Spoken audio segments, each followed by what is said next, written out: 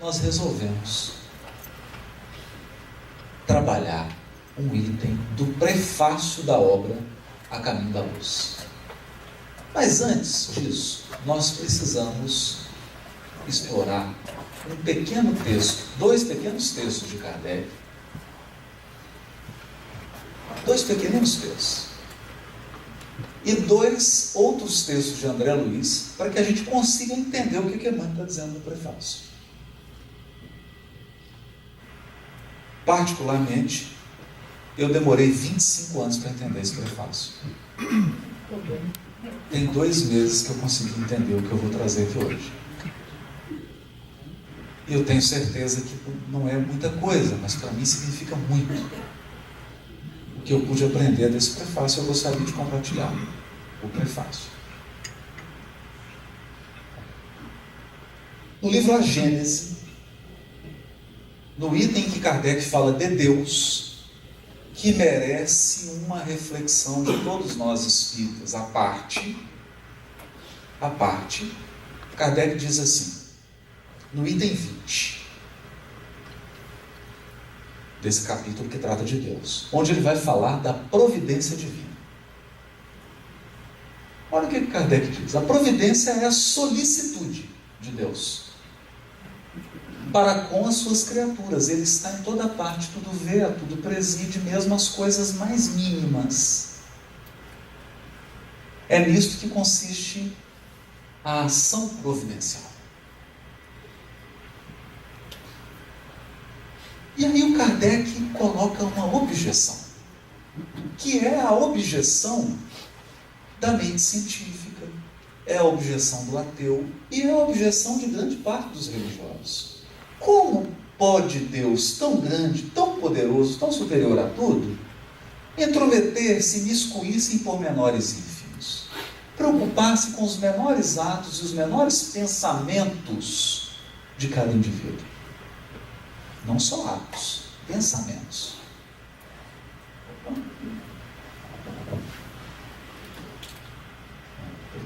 Eles entrou no modo de distância. Achei que já era interferência. Esta interrogação que a si mesmo dirige um incrédulo, concluindo por dizer que admitir a existência de Deus só se pode admitir quanto à sua ação, que ela se exerça sobre as leis gerais do universo, que este funcione de toda a eternidade em virtude dessas leis, às quais toda criatura se acha submetida na esfera de suas atividades, sem que haja mistério a intervenção incessante da providência, é o pensamento comum. Nós imaginamos que Deus criou um sistema operacional, a máquina funciona e ele tirou férias. Descansou e está de férias. Não sabemos onde. E o universo funciona mecanicamente. E essa é uma visão muito comum, inclusive do espírito. Então não adianta fazer prece, conversar com Deus, porque o sistema não permite nenhuma mudança. É igual o sistema bancário. Você chega lá e fala, olha, estou precisando de um pouquinho de crédito. Não, o sistema não permite. Já está tudo automático. E o Kardec começa a trabalhar uma objeção a essa ideia. Kardec, livro A Gênese. No estado de inferioridade em que ainda se encontram, só muito dificilmente podem os homens compreender que Deus seja infinito.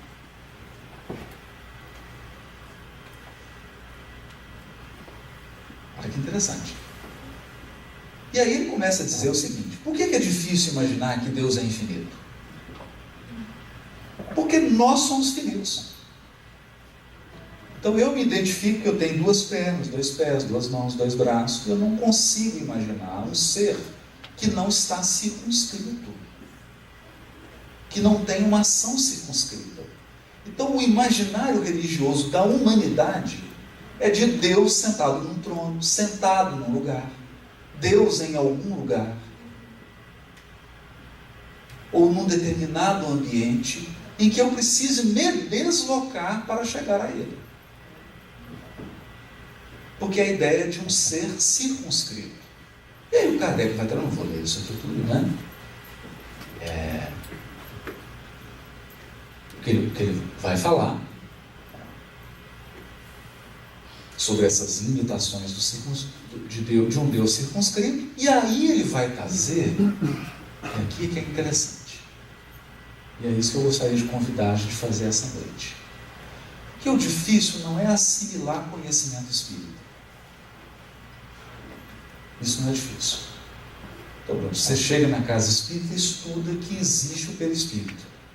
E aprende sobre o perispírito. Sabe o que é difícil?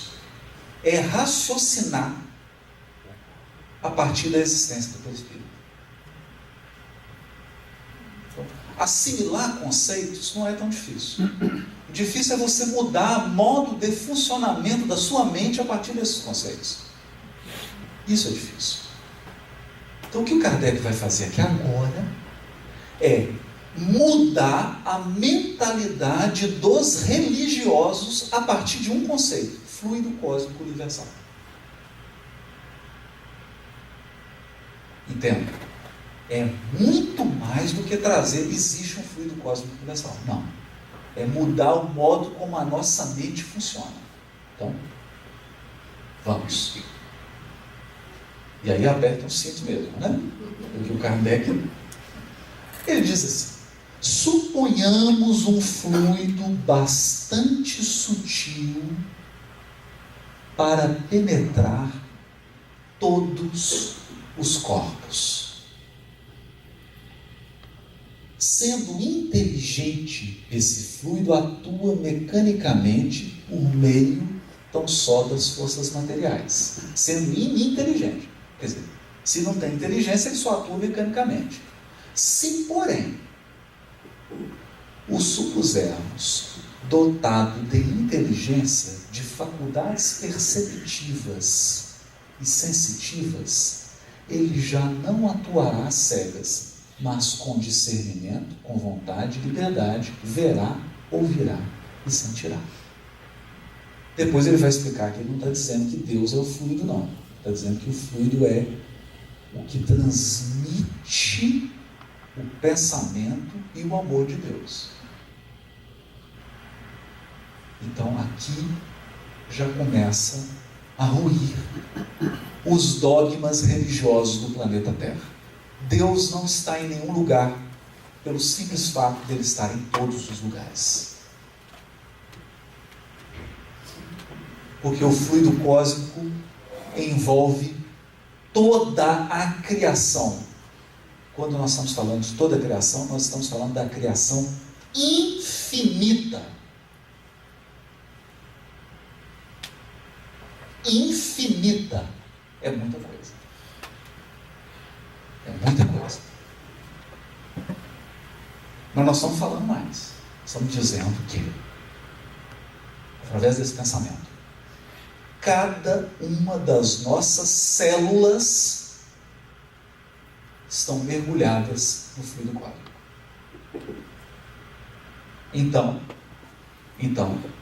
a inteligência, as faculdades perceptivas e sensitivas, o discernimento, a vontade, a liberdade de Deus atua no interior de cada uma das nossas células.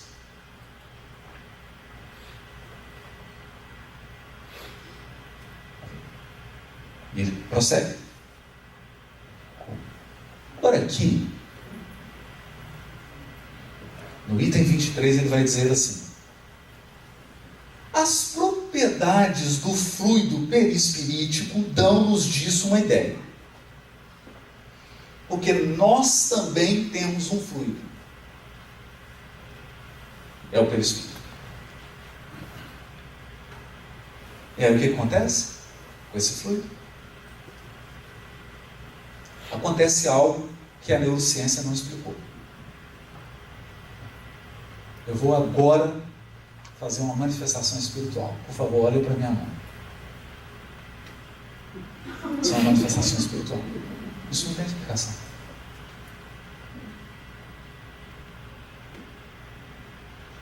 A ciência consegue explicar todo o mecanismo a partir do cérebro para chegar a esse comando. Mas o que deu esse comando para o cérebro não tem explicação.